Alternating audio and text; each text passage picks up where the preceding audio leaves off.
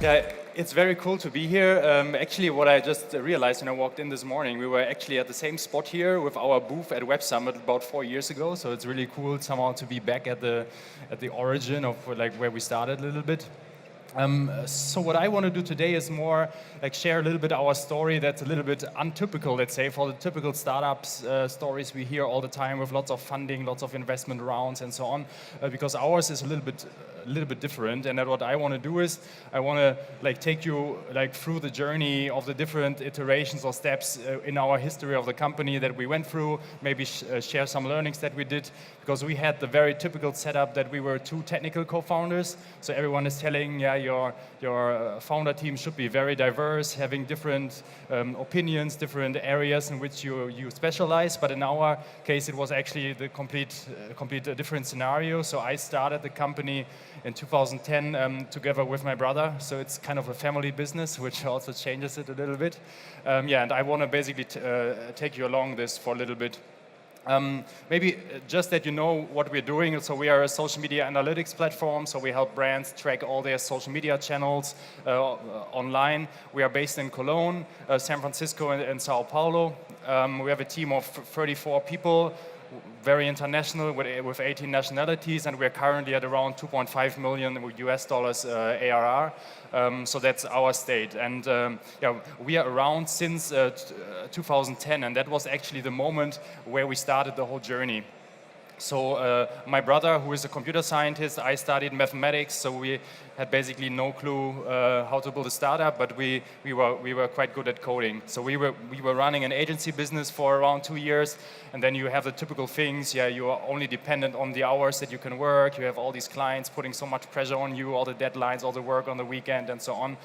So we said, okay, we need to get somehow into the product business, get some scalable revenue, and that's basically where we all started. So we tried a few different things.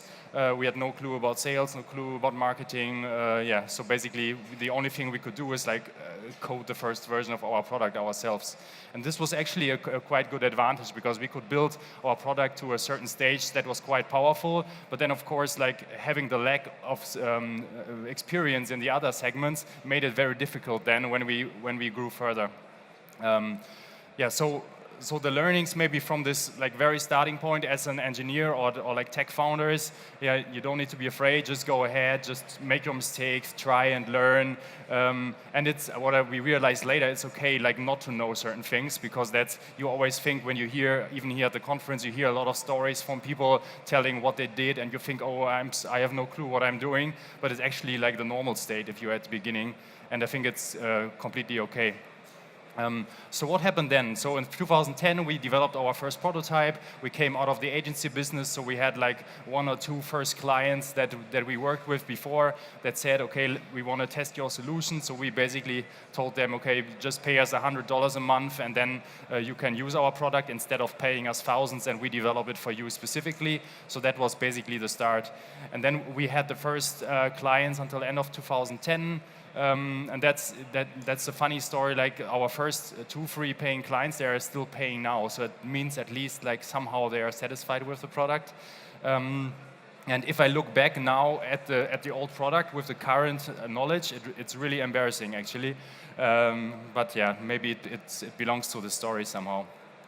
Yeah, so the biggest learning at the beginning is it was so easy for us to build the product, right? Because if you can code, if you are a developer, you can just go and build the product. You have basically the only cost you have is your own time, your own salary.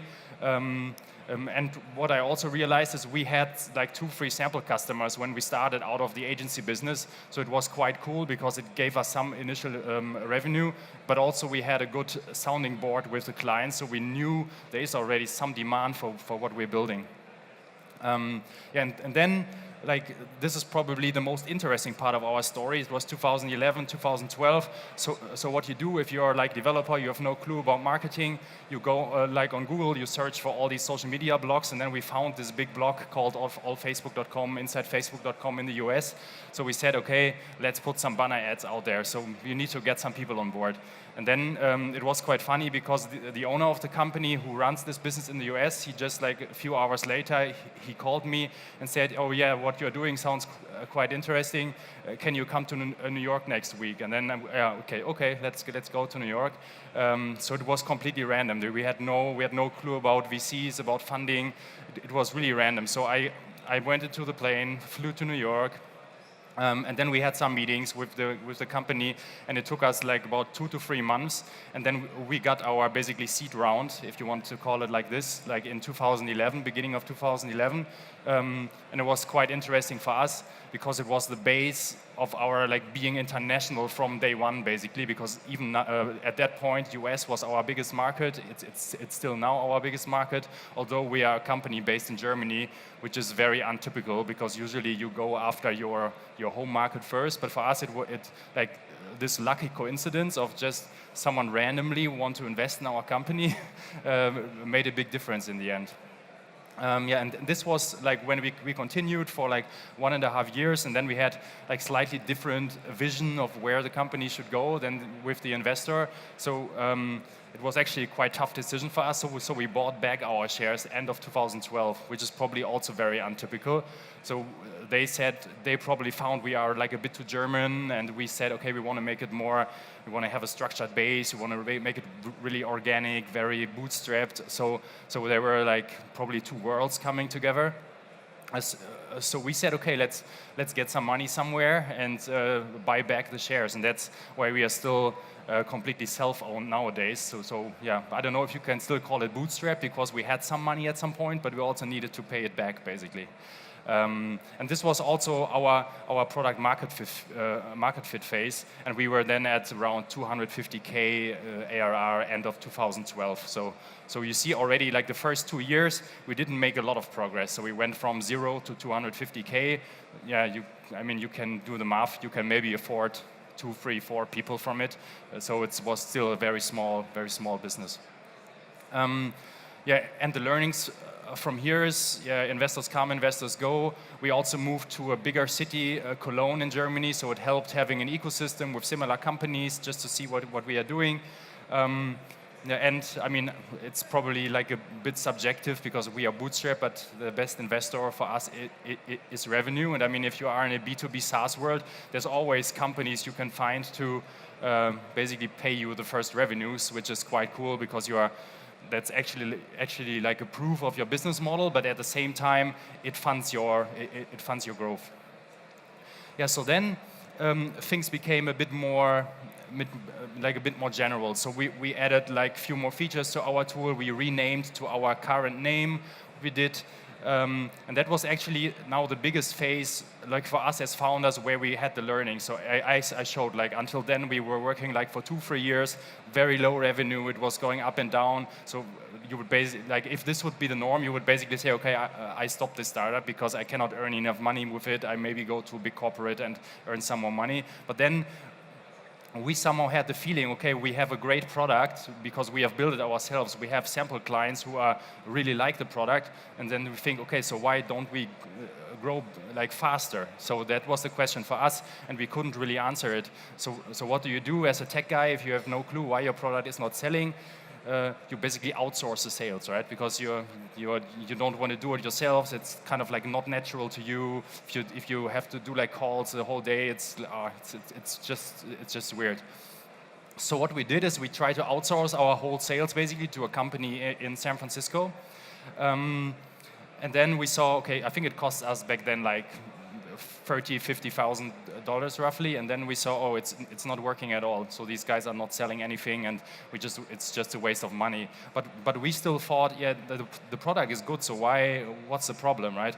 So what I did is like whenever you don't know what to do, you go to Silicon Valley basically, right? So that's what I did. So I went to Silicon Valley for like 6 months, like just to speak with other companies, get inspired, and it's really crazy what the energy there is and what other companies you can talk to. So that even though it sounds a bit like bullshit, it actually helped a little bit to shape our strategy going forward. And what we learned there, I mean, afterwards it seems quite natural, but you, as a founder, you have to do all your you have to do the sales yourself first, because if you cannot sell your product, how should like anyone else be able to sell the product? And that's basically when we came back from Silicon Valley. What we did is we said, okay, now we take the next 3 months, like the two founders, the two of us, we just do sales. So let's put a pause on all the product and everything else. So we just do sales for the next 3 months.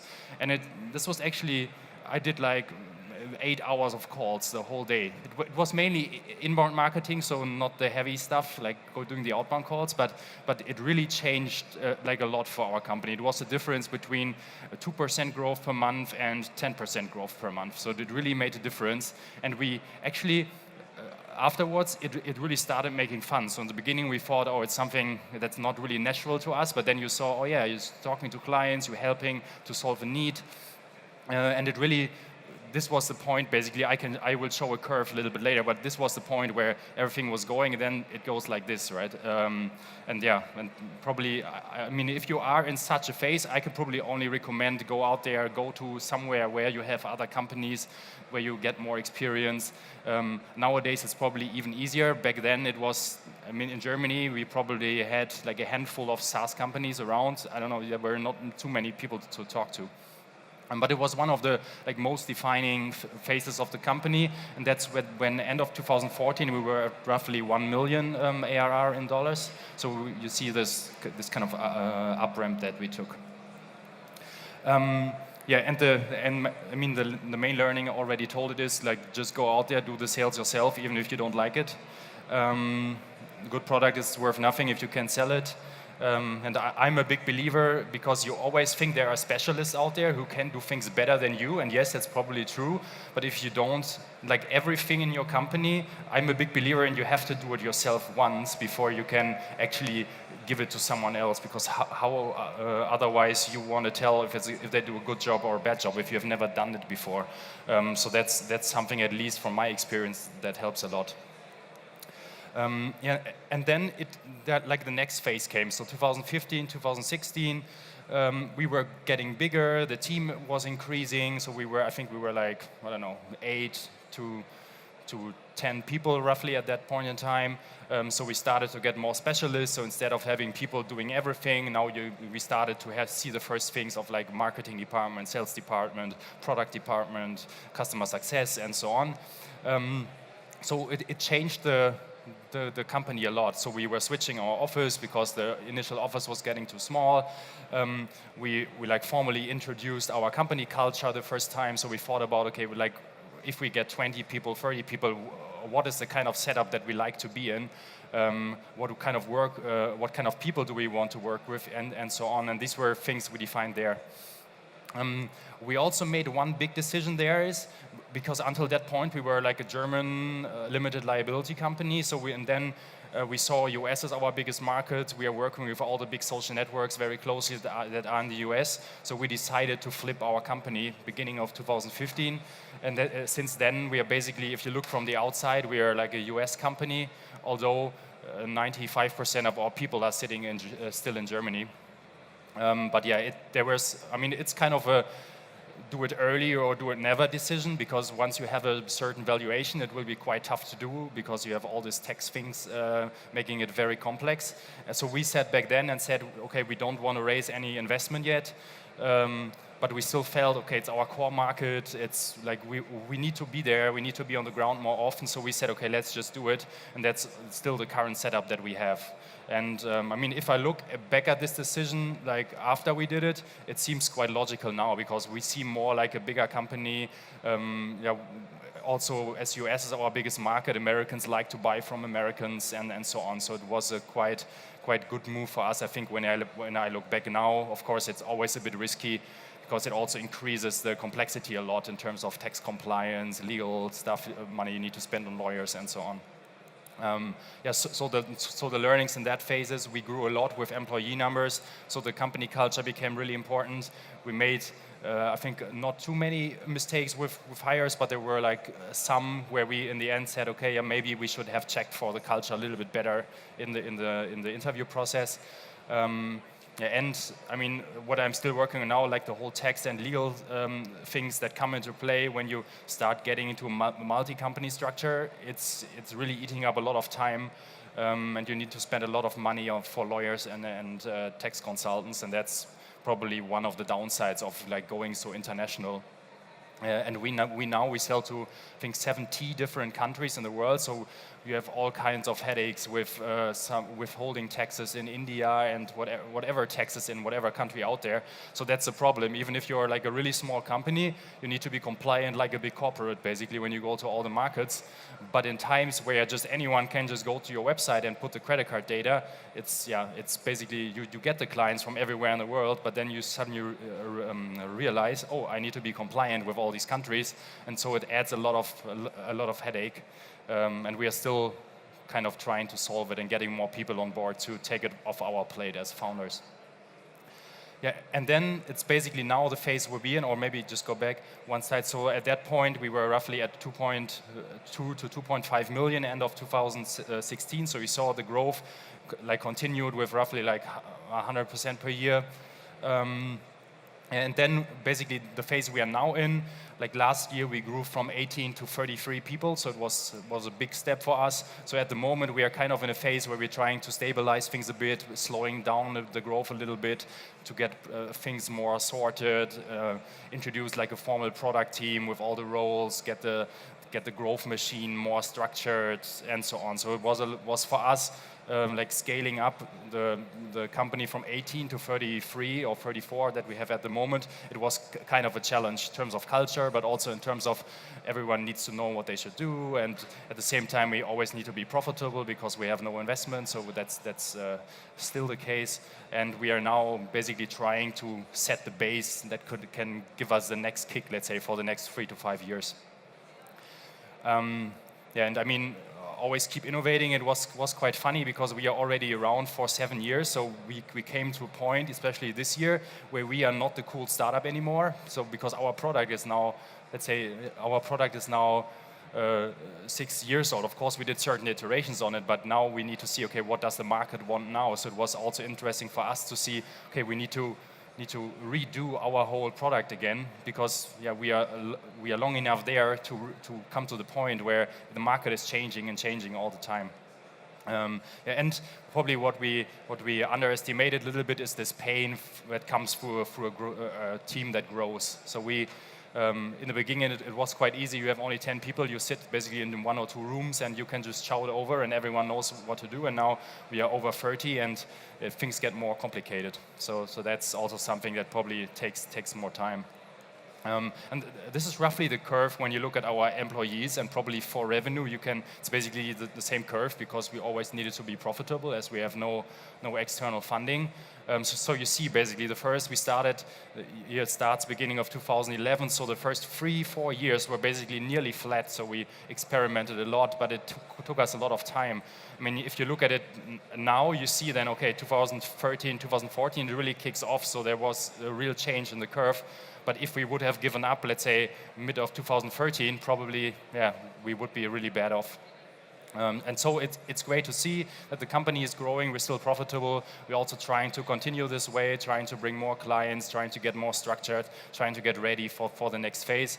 But the main message here is, I mean, it's still possible to do this bootstrap, probably more now than ever, with all the things available. And yeah, I just want to tell the story that even if you take a little bit more time, it's still okay. And we had a lot of competitors out there that got like a hell load of funding. Probably we had 2 or 3 companies that got more than 40 million in funding, and we're still around, right? So they didn't kill us. But probably it's also like a B2B SaaS world. If you have a good solution and you solve a client's needs, it's not that typical winner takes it all market. So that was really good for us, and we still feel pretty comfortable with the situation. Yeah, and maybe to sum it up, what were the key learnings that we did? Yeah, as I said, building a profitable SaaS company is still possible, which is cool. So you can just do good product, build up the stuff, take the time to learn things, to understand things. So it's still possible. Bootstrapping takes more time, but it's possible. I mean, if I look back now, probably yes, we could have accelerated and done everything in 2 or 3 years.